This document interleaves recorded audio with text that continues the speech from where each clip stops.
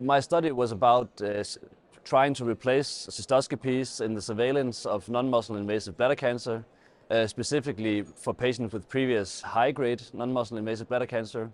They undergo frequent cystoscopies to make sure no recurrence or progression happens, and thus there's a big need to replace many of these cystoscopies because they're so intensive.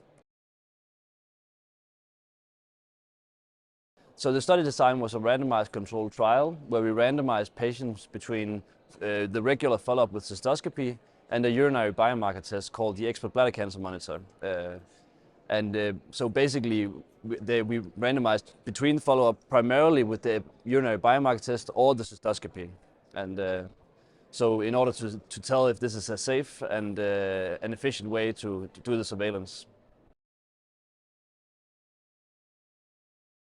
The results were that using the urinary biomarker test, the Xpert Bladder Cancer Monitor, we were able to more than half the number of cystoscopies needed in follow-up of non-muscle invasive bladder cancer, thus sparing the patients a lot of unnecessary procedures that can be painful and then unnecessary. So yeah.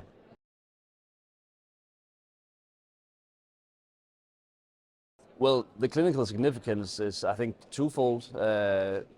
First of all, I think it's important to say that from a patient perspective, reducing the number of cystoscopies is important because a lot of these patients really dread these investigations because they're invasive and can be painful and even for some people embarrassing. And the other is also cutting the cost of surveilling non-muscle invasive bladder cancer, which is one of the main driving factors for high cost of bladder cancer treatment and care in general. Yeah. Well, next for this study is publishing the primary outcome of the study, which is recurrence-free survival. So the current study I'm presenting here at this conference is only showing that we can reduce the number of cystoscopies, but we next plan to present data that also shows that it will be safe for the patients with regards to both recurrence and progression.